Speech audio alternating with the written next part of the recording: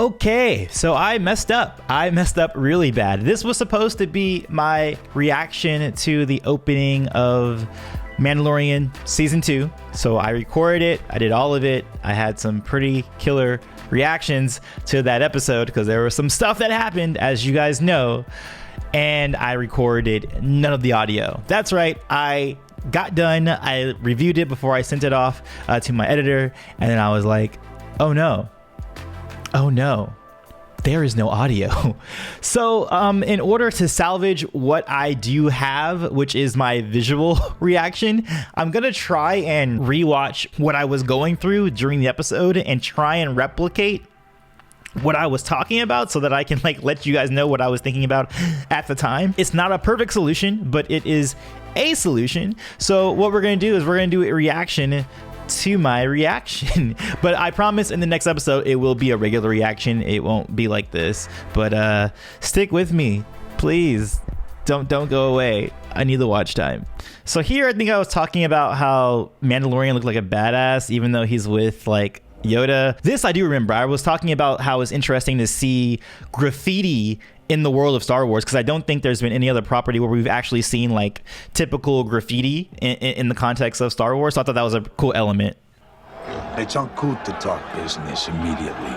Oh, so right here I was talking about how, you know, the idea of how, like, you know, Mandalorian should be familiar with, you know, talking and stuff like that. Like, he shouldn't be going straight into business. He should be like, oh yeah, obviously you want to like soften up your client or whoever your target is before you start talking straight into business. Is your shiny Beskar armor? And I was like, nope, you don't want to take Beskar armor. And I was like, cheater. That's kind of cheating. And of course I was like, this moment was kind of ruined because of the trailer. I would have liked to have seen this without the trailer, and I would have found that like a really cute moment, but obviously we all saw that, you know, over and over again. And I was like, stupid, why would you hit him in the helmet? It's Beskar armor, like you're gonna hurt yourself. And I was like, Zabrak. I was like, I just played Fallen Order, so I'm seeing he's Zabrak, and I'm like, oh, that guy looks like he's actually from Dothamir because he has like the orange skin and the horns. And for here, I thought it was pretty clever because yes, Mandalorian said that he wasn't going to kill him, which he didn't. He just let the little dog people kill him, which is really cool. And also the fact that Mandalorian is still a badass, even though, you know, he's kind of got a soft spot for Baby Yoda, or the child. Sorry guys, for you nerds who are gonna be like, he's not Baby Yoda. Like, we know he's not Baby Yoda, guys. Relax. It's just more fun to say Baby Yoda. He's on Tatooine. And I was like, ooh, Tatooine. We're going to Tatooine. And I was like, wait, at this point, I was like, Tatooine? Mandalorian? Boba Fett? So I started calling it at this point that I thought that Boba Fett was going to show up in the episode, which obviously we know later he does. Wait, what are you doing? Mando! Yeah, right here, I'm like, that's when I like started realizing, I'm like, oh, he's letting the dogs kill him. Very cool. Badass. And of course, that score. The music is so good in this, man. It's just so good, so good. Back to Tatooine. There's the Bantha and Tusken Raiders. They are actually a huge point in the story, so it's kind of cool. They actually foreshadow that really early in the episode. And also, I would think at this point I was talking about haircuts because I think I mentioned that everyone's haircut seems like it's from the 80s, which is when this time period in Star Wars would be, because, you know, we had it from 1977 to 83, and, you know, the series ended in 83 with Return of the Jedi. So I like that the haircuts kind of evolve with our own time and our own decades and apply themselves to Star Wars itself. So you have her with like this, like, you know, fluffed out looking 80s looking haircut. And also, if you look at Finn has like a really like a 1970s cut and stuff like that. So I like that idea that's kind of like locked in time in like the 70s, 80s. And this, I was bringing up the fact that I like that this series kind of brings everything together, the sequel trilogy elements, the original trilogy elements, and also the prequel trilogy elements, so it all feels like cohesive. And of course, the reference to R5. There's a lot of references in this episode. And I thought this was really well animated. It looked really solid, really good. And also the music is pretty killer. And of course, Baby Yoda's cute. And I thought this is really cool too, that he has a relationship with the Tusken Raiders. Oh, I think I mentioned that element felt very reminiscent of the new special editions of the original Star Wars trilogy, where you have, like, you know, a CGI element and then a big wipe away and then the big scene setting. So I was like, that's what I'm saying. Like the integration of all the different elements of Star Wars are like playing in this TV series. And then for a second here, I was like, wait, is this where Mando's from? Because that lady was wearing the same outfit that he wore when he was a child. And I was like, wait, no, never mind, I'm wrong. He didn't come from Tatooine. He came from another planet. Someone who looks like me. Yeah, when he said that, I was like, Boba Fett? See for yourself. And I was like, is it Boba Fett? Is it Boba Fett? And I was like, oh, it's Boba Fett. I was like, is it? Is it? Is it? Speak. What brings you here, stranger? And then I was like, wait, what? That's not Boba Fett's voice. What? Did they get a different actor? Like, what happened? And I was like, nah, that's not Boba Fett. That's somebody else. And then I think I started speculating about like, wait, what's going on? What does this mean? Why does he have his armor? And then I started connecting the dots because there is a story called Aftermath, a novel that came out in 2015 before Force Awakens came out. And there was an interlude about this same character. So this character is actually overlapping with like a TV show. And this is the guy who, in that story, he's like, in the desert, which is funny because later on this episode, we actually see the full version of his story, which is exactly lifted from what was in the Aftermath novel, which is really cool. Take it off. Yeah, right here. That's me, like me recognizing it right there. I was like, hey, wait, that's the guy from the novel. Like that's me recognizing it right there. I'm saying it. And I stopped reading a lot of the Star Wars novels, but I was trying to remember. I was like, wait, what's the name of the character? But in that novel, we see, him, the Marshal, going to the Jawas and trading for the armor when they found him in the desert.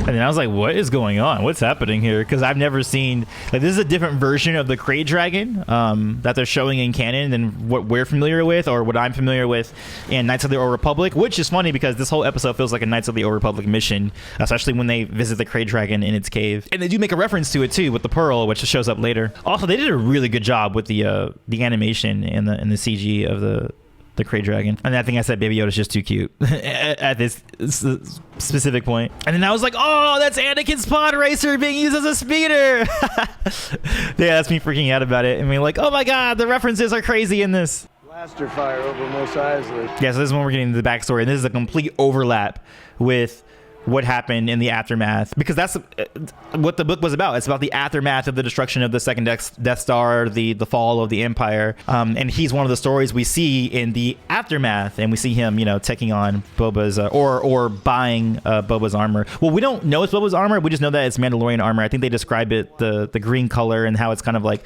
discolored, but anybody who's reading into it understands that that's Boba's armor, which we're seeing it visually now, which is really cool. I actually want to go ahead and reread that. Yeah, this is me like going like, oh yeah, this is totally the story from Aftermath. I mean, I think at this point I'm talking about like Boba's armor so OP when he has like the rocket and the targeting system and stuff like that. And this is kind of cool too. This is something I didn't talk about in the reaction, but it's just kind of cool because this is kind of what George Lucas wanted to do with his series before, like the live action series he wanted to. It was supposed to be about bounty hunters and stuff like that. So I feel like we're getting a little bit of that, and I'm sure Dave Filoni himself knew some of George Lucas's idea for that series, which George deemed to be too expensive to make at that time. So I'm sure a lot of that is carrying over to here, and I like this idea a lot. It's very interesting, and it's very just about normal people in the galaxy, or just non-force sensitives in the galaxy. I mean, granted, they added Baby Yoda, they have the dark saber, there's force sensitives, and the whole Jedi plot is probably going to happen in season 2. But I like that we're just getting just regular bounty hunters just trying to live their lives,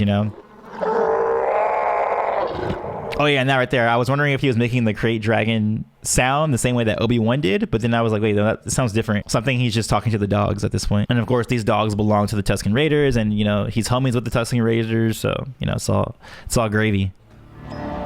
Oh, and I was talking about their sign language. That I thought was really interesting that the Tusken Raiders had sign language as well with their regular language. I thought that was an interesting touch and a good touch, because I think it makes sense for like a hunter society where they can't make a lot of noise, so they have to use hand signals to communicate to one another when they are out in the desert plains. So I thought it was a very clever world building aspect to add that in for them. And I was like, nah, don't drink that. I'd be like, nah, I don't care. I don't care if it's a social faux pas. I would not drink that. Nope. This was a bad idea. You're agitating that. These monsters. And then I was like, oh, he threw it away. I didn't even notice that white before. That was a cool Star Wars white. And I love that they're using prosthetics and puppets and stuff. It's really nice. Like, it's fake, obviously. Like, you can tell it's a puppet. You can tell it's not, like, real. But for a reason, it's just better. I don't know. It's just better to have a physical thing there, even if it's kind of wonky. And also kind of works for the Star Wars vibe because, you know, it's kind of hokey. And I think that should be what Star Wars is. It should be slightly hokey. Not too clean. Oh yeah, this surprise. I love this. Nope. I'd rather eat you, Tusken. And I was like, whoa, don't drop that. Trying to blow the whole place up. Oh, and also I was talking about their masks, so they can't see anything, so it's hard for them to pick things up or just look around. They have so many blind spots around their masks.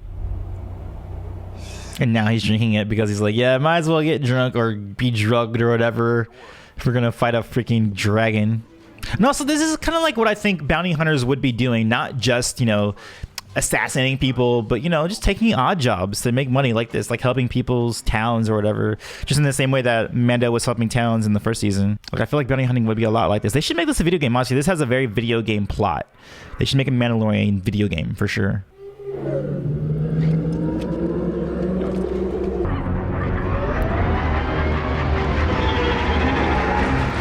Dude, that dude is hustling. I think that's what I was saying, is like, that dude is getting it. Oh, then I was wondering, like, why not just hit your explosive? Because it wasn't very clear where the explosive was. Because some shots they would show like the earth that was moved around, and then other times they wouldn't. And I was like, wait, so where? I don't know the context of the staging of the scene. Why are they not exploding him?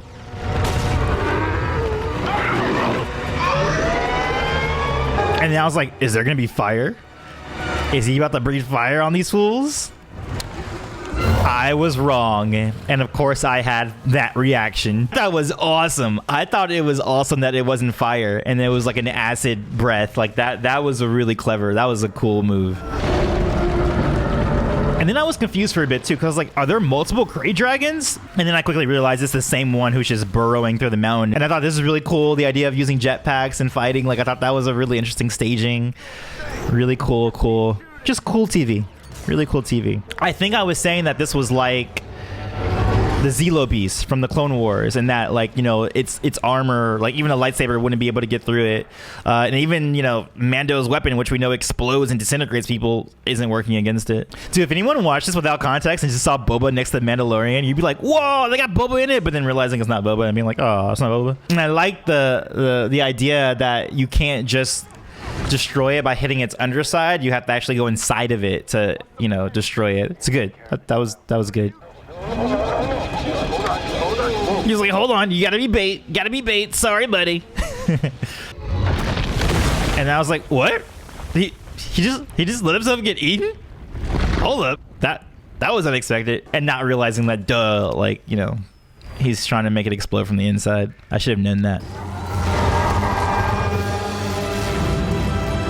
Really cool, man. They had some really good action there. This was a good season opener. Like, a really good season opener. And I like how awkward it is for to fall down. Like, it's not the superhero perfect landing. It's like kind of awkward, like everything. Even when they were on the jetpacks going on the mountainside to fight the Krayt dragon, like even when they landed, it was kind of awkward. And I'm like, I like that, man. Like, it shouldn't be so like perfect and clean. This version of Star Wars is like really dope. And I was like, they're gonna have meat for days. They wouldn't even be able to like cut it up in time. I don't think we cut in the part with the pearl, but when they bring up the pearl, I was like, oh yeah, KOTOR. Definitely a KOTOR reference. This was well earned. It was my pleasure. So now I was wondering, I was like, wait, I wonder if Boba's gonna like follow his armor, like now that, you know, Mandalorian has his armor. But then I was also questioning, I was like, well, so why didn't Boba just take his armor back? Like, obviously, I mean, when he's, oh no, this is the part right here where the pearl comes out. And I was like, oh yeah, the KOTOR pearl. Oh, by the way, when I say KOTOR, I'm saying Knights of the Old Republic. For those who don't know, it's one of the old video games, which had a mission that was very similar to this, like defeating a Krayt dragon. And then I was like, wait, what? We weren't in widescreen this whole time because the bars came in, and I was like, wait, we were like in IMAX basically. And then here we go, and I was like, Boba, it's Boba. Yeah, you can see that's Boba Fett. That's Boba Fett is what I'm saying. And I was like, I called it. It is Boba Fett. But then I was confused because like, why is he not taking back his armor? Obviously, he doesn't need his armor to become Boba Fett and to be awesome, right? Like, he should have been able to do it. Oh yeah, I'm clapping because I was really like excited about the prospect of a new Mandalorian season, which I am. I'm really stoked for a new Mandalorian season. But yeah, the big question I had at the end of this was like, Well, yeah, Boba Fett's still Boba Fett. He still has his skill, right? So he should have been able to take back his armor. So why didn't he take his armor back? That was a question for me. Unless he was like rehabilitating because, you know, he probably got asked, like his face was all messed up and disfigured. So those are questions I want answered. I want to see why Boba Fett didn't, like, you know, take back what was his when he not that he could easily do it, but I mean, he should still be able to do it, like wait till the Marshal's asleep or whatever. But also, Boba Fett, his skills should be at a level where he doesn't really need his armor to take back his armor from someone like the Marshal, who seems like he's an okay guy, like skill wise, but he's not like the most skilled person ever. He's not someone who's like on the level of like Boba Fett or maybe like even Mando. But we'll see how it goes. But sorry that this wasn't a very awkward reaction series. I will promise I will do my recording properly next time with audio, and I'll triple check. I'll see you guys on the next one. Peace, love, and may the force be with you always.